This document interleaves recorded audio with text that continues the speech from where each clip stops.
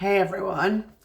So today I want to talk about a subject that is controversial, and I've probably put off talking about it, but this morning I thought I'm going to do it. I'm going to talk about it. For those of you that don't know, haven't watched my channel or don't know anything about me, I've worked with victims of parental alienation or cluster B personality disordered parenting and narcissistic abuse, again cluster B abuse, for about 6 or 7 years. And in working with hundreds if not thousands of clients, themes jump out. There's things that are fairly common amongst all those cases, and some of them I've already talked about. Well, all of them I've already talked about on this channel. So fabricated illness syndrome, previously Munchausen's or Munchausen's by proxy, domestic abuse, false allegations, sexual abuse, attachment. If you want to check out the Parental Alienation Exposed playlist, it's all covered under there. But this is one that has been cropping up more and more recently, and I think that's partly a cultural thing that I thought was really important, and it is the identity crisis that children experience in these situations.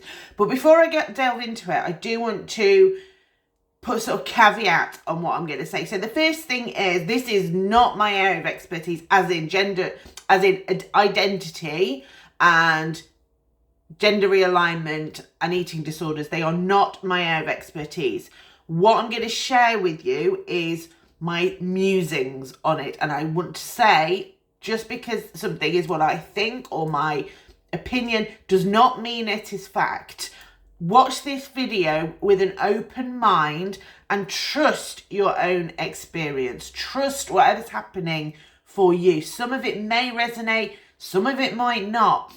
I would also like to say what I'm going to say is not meant to cause offence to anyone, but as it is not my area of expertise, I might accidentally do so. I apologise in advance for any offence caused, but please know that offence is about the intent behind it. I do not intend to cause offence to anyone. I'm sharing some thoughts based on what my clients have experienced, and I'm happy to learn. So, like I say, please be kind and understanding with what I am saying.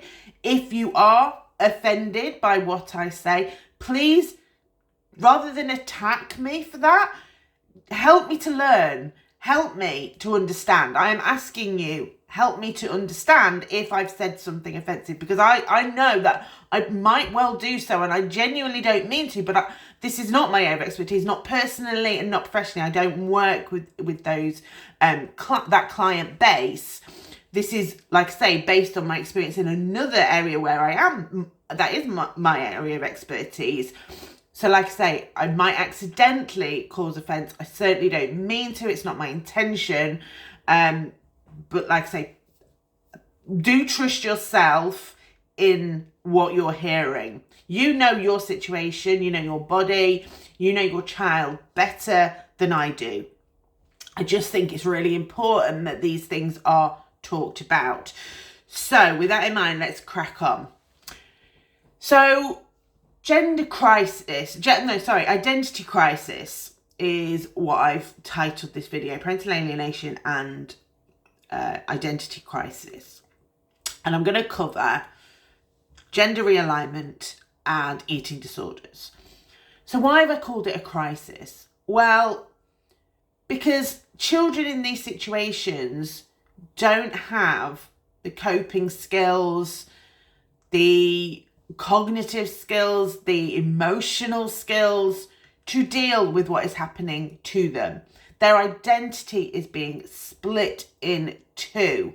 And this is what narcissists and other cluster B personality disorders do. They basically say you have to hate part of you. You have to hate the part of you that is in any way associated with that other parent, because that other parent is terrible. They're the most awful person on the planet, and you've got half of them in you, and therefore because of your DNA, where you came from. Therefore, you're a terrible person. So let's get rid of that part of you. And the child doesn't know what to do with that. That child is carrying around guilt and shame.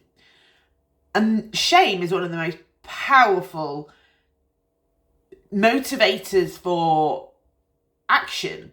So we've all been there, I would imagine. We've broken up with someone and we didn't expect it and we're taken aback. We probably think we've done something wrong, or there must be something wrong with us. Initially, in those first few days, maybe weeks, we're thinking, oh my God, what did I do wrong? What's wrong with me? And we go and do something. We might cut our hair. We might colour our hair. We might start going to the gym. You know, we might take up a new hobby. That shame that we feel at the end of a relationship, and us perhaps being in some way at fault, can lead to us to want to make a physical change on the outside, to go, see, I'm different. I don't want to be reminded of that. I want to look differently. Now, it might be, I want to look different because I want to tell them, look what you're missing out on. But it comes from the same place. It comes from a place of, you didn't value me enough, or you didn't think enough of me in that relationship. So I need to do something on the outside in order to show you that that was wrong, or that I'm okay, or things are different, or put a solid line in the sand. That's over with. I'm new me, all that kind of thing. So we're in parental alienation. It's a breakup, really. It's a breakup of a very profound relationship for the child. It's the loss of a parent. Now, those children might be saying outside, I'm choosing this. Same way she might have said, yeah, I'm glad the relationship's over, actually. It wasn't working out for me. But actually inside, that might not necessarily be what they're truly feeling. Because even if that parent has done something wrong, we are pre-programmed to want a relationship with our parents. That's something that we can't easily override. We shouldn't naturally be able to override it. And again, look at my videos on attachment for that in more detail. But these children often do. They often rewire their brain. They override their natural attachment response by going, no, I don't want anything to do with that parent. So it is a breakup. It's a breakup for them. And they're feeling all of this inside. And the other parent, the alienating parent, is very much an external based person, can't deal with the internal, can't deal with the emotions, so fixes things on the outside. So the child is like, right, I need to fix something on the outside. This can lead to, in my opinion, remember, my opinion does not mean fact, lead to choices being made about their identity or their weight. Because they suddenly hate who they are. Or they don't suddenly, it's been happening for a while, but they hate who they are. And it's easy to see that what's happened in that relationship, it must be about who I am. Therefore, if I change who I am, then not only have I changed that relationship dynamic, but also I'm changing that person that my other parent, the alienating parent, hates. They might love me if I'm thinner. They might love me if I look different. They might love me if I'm a different gender.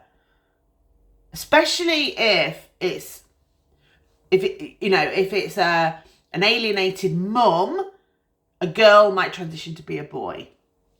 If it's an alienated dad, a boy might transition to be a girl. As I said, these are musings and just what I'm seeing, not saying that this is all cases of gender realignment. I do not understand because I don't feel it.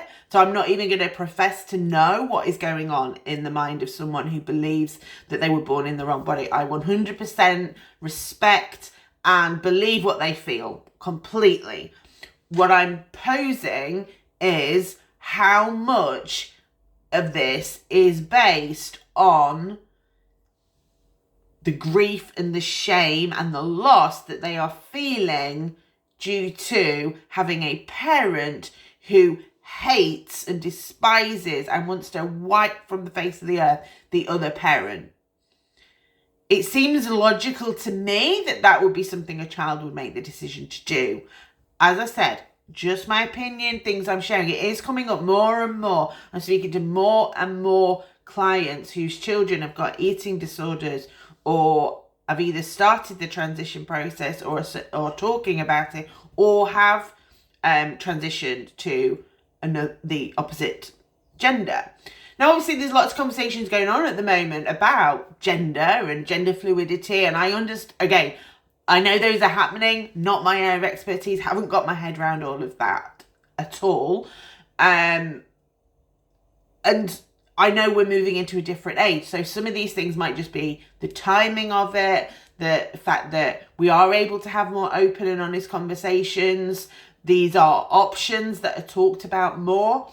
So I am acknowledging that there's a societal context in which these things are happening. But on a deep psychological level, I don't think we can ignore the fact that children who are being alienated or have been alienated or have a narcissistic or borderline personality parent are put in a position whereby they have to choose one side of themselves. Their identity is being completely fractured into two parts. And what is a more powerful way of almost dumping that other part of them in the trash than to make those outwardly physical changes, whether that be an eating disorder of, I'm going to change my body. I don't want to look like this anymore. So I'm going to develop anorexia or bulimia. So I look different rapidly. Or I'm going to become someone completely different. As I said at the very start, these are just my opinions. I hope that at the very least I have given you something to think about.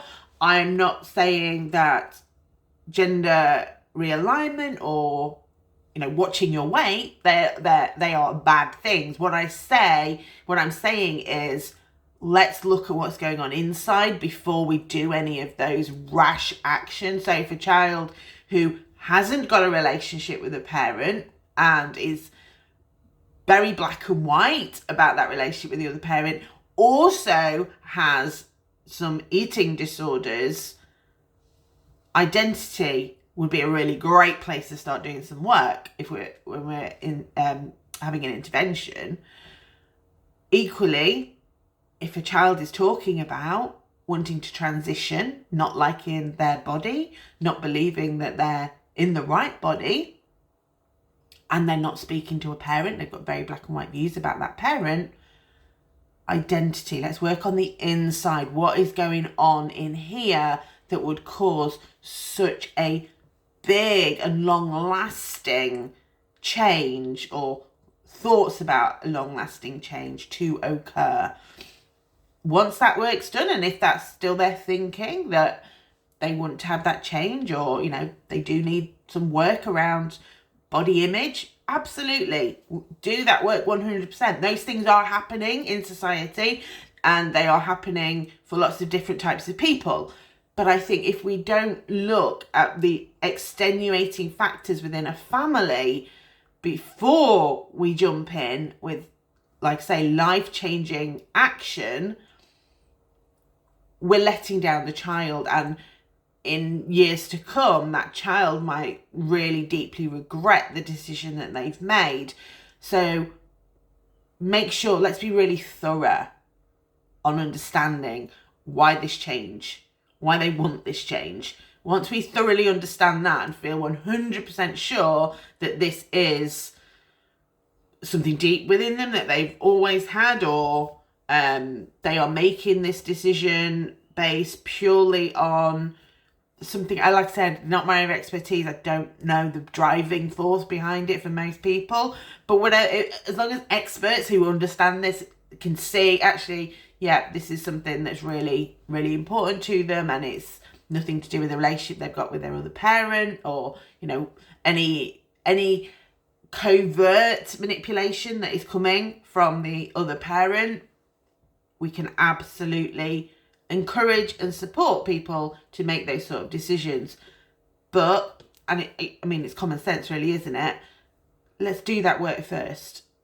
Let's look at the family dynamics, not just what they're saying as their wishes and feelings, but let's look at the family dynamics. What are their views of men? What are their views of women? Whatever they're transitioning, what do they feel about that gender in general? Is it a hatred of the gender that's the problem, as opposed to a very strong internal desire?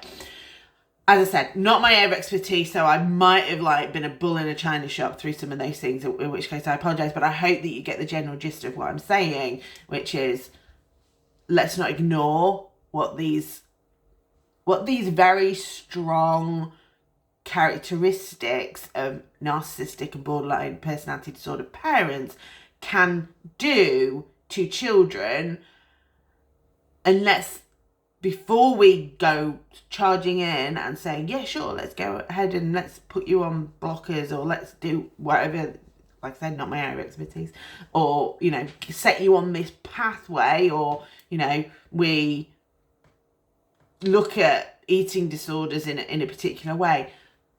Let's look at the family dynamics, and let's see what we can do there first, and let's see if that has any change before anyone makes a life-changing decision that they cannot come back from.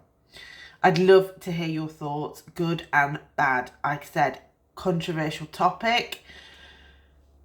I do not mean to have caused any offence. If I have, again, please do choose compassion and choose to educate rather than attack. I am open to learning 100%.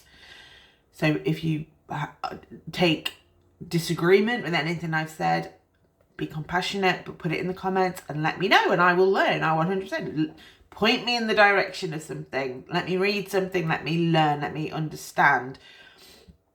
But please know that it genuinely comes from a very good place. I'm 100% not here to cause offence, but I know that I might accidentally do so in the process. So yeah, trust yourself.